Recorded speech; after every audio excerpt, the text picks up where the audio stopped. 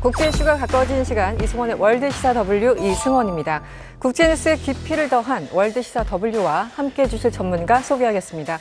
먼저 러시아 출신 방송인 에바님 나오셨습니다. 어서 오세요. 안녕하세요. 네, 미국 출신 방송인 카메론님 나오셨습니다. 어서 오세요. 안녕하세요. 네, 그리고 오늘도 임상훈 인문결연구소 소장님 나와주셨습니다. 어서 오세요. 안녕하십니까. 마지막으로 김학균 신영증권 리서치센터장님 나오셨습니다. 어서 오세요. 네, 안녕하십니까. 네, 본격적인 이야기에 앞서서 이번 주 주목할 국제 뉴스부터 짚어보도록 하겠습니다.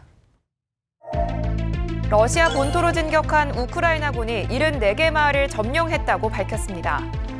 볼로디미르 젤렌스키 우크라이나 대통령은 현지 시간 13일 러시아 남서부 쿠르스크 주의 마을 74곳을 점령했다고 주장했습니다. Територію активних дій. Головком доповідав, що наші сили контролюють 74 населених пункти в Курській області. 외신들은 또 쿠르스크와 인접한 벨고로드 주에서도 우크라이나군의 공격으로 비상사태가 선포됐다고 보도했습니다. 우크라이나는 러시아가 공정한 평화 회복에 동의하면 본토 공격을 멈추겠다고 했습니다. 이에 대해 푸틴 러시아 대통령은 민간인을 위협하는 자들과 협상은 없다며 부정적인 반응을 보였습니다.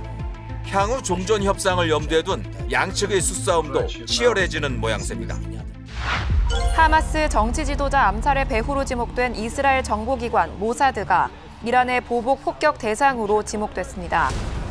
미 워싱턴 포스트는 이란이 전면전을 피하면서도 무력을 과시할 수 있는 방안을 모색 중이라고 전했습니다. 미 백악관도 이란이 며칠 안에 이스라엘을 직접 공격할 가능성이 크다고 인정했습니다. 이란 국영방송은 이스라엘 수도 텔아비브에 위치한 모사드 관련 건물들이 공격 대상이 될 가능성이 크다고 보도했습니다. 그러면서 텔아비브에 있는 4개 정보기관과 군 관련 기관이 직원들을 다른 곳으로 이동시켰다고 전했습니다. 미국 대선 승패를 좌우할 경합주 여론조사에서 민주당 후보인 해리스 부통령이 앞서는 결과가 나왔습니다. 현지 시간 14일 발표된 경합주 7곳에 대한 여론조사 결과 48대 47로 해리스 부통령이 트럼프 전 대통령을 앞섰습니다. 오차 범위 내지만 대선 승패를 좌우할 경합주에서 해리스의 상승세가 뚜렷합니다. 해리스는 미시간과 위스콘신, 노스캐롤라이나 등 5곳에서 선두를 달렸습니다. 바이든 대통령이 후보였던 지난 5월 조사에선 트럼프가 7개 경합주에서 앞서거나 동률을 이뤘는데 석 달 만에 반전된 겁니다. 규모 7.1 지진이 규슈 남부를 강타한 지 나흘 만에 제5호 태풍 마리아가 혼슈 동북부를 관통하면서 일본의 긴장감이 고조되고 있습니다. 기상청은 태풍 마리아가 오전 8시 반쯤 이와테현 오후 나토시에 상륙한 뒤 도호쿠 지방을 지나고 있다고 발표했습니다. 태풍은 이와테현에서 아키타현 쪽으로 북서진하며 혼슈 북부를 횡단할 것으로 예측됐습니다.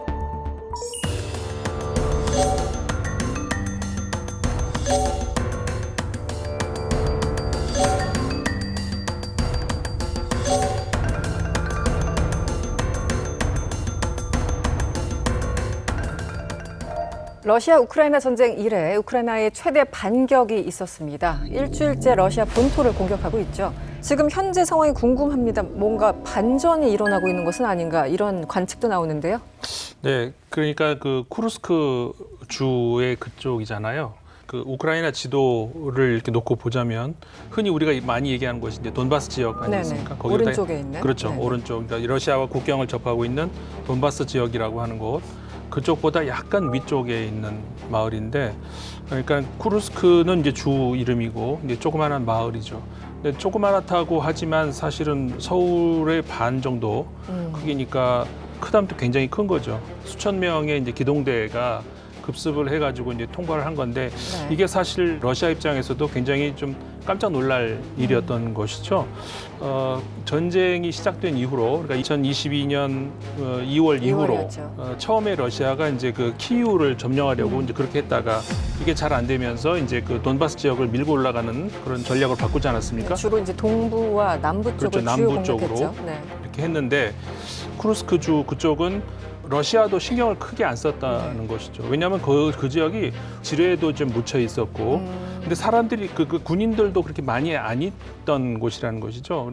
러시아 입장에서는 돈바스 지역에 집중을 하고 있다 허를 찔린 것이고, 이게 우크라이나가 이제 전략적으로 계속 무기를 달라 이제 서방 측에 요구를 하는데 언제까지 계속 그 서방 측도 지칠 거 아닙니까? 그러니까는 봐라, 우리 이렇게 싸우고 있다, 우리 이렇게 하고 있는데 도와주지 되지 않겠느냐.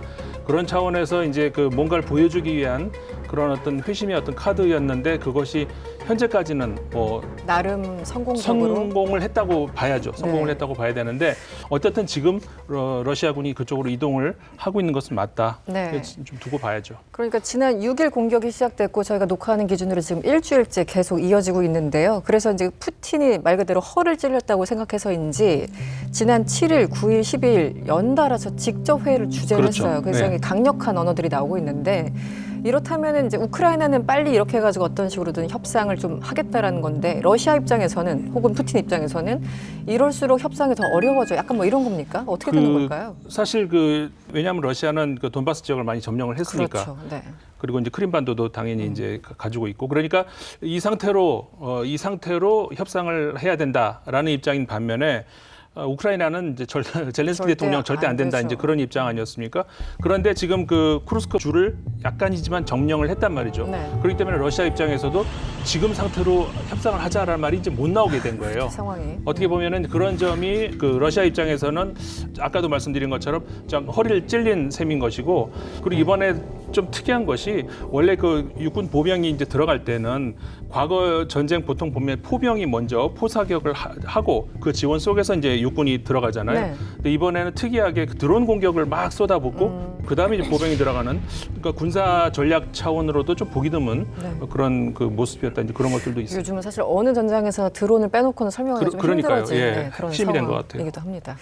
또 우리를 불안하게 하는 게 있죠. 이상기후, 이상재해 등인데요. 현지 시간으로 12일 미국 LA에서 강진이 발생했고요. 일본에서도 난카이 해국 대지진의 공포로 많은 여행자들이 여행을 취소하고 있다는 상황입니다. 에바님 어떻습니까? 지금 상황이요? 네, 일단 미국 그 캘리포니아주 로스앤젤레스 인근 지역에서 이제 규모 4.4의 지진이 발생했는데 일단 인명 피해는 지금 이제 보고되지 않았다고 하고요.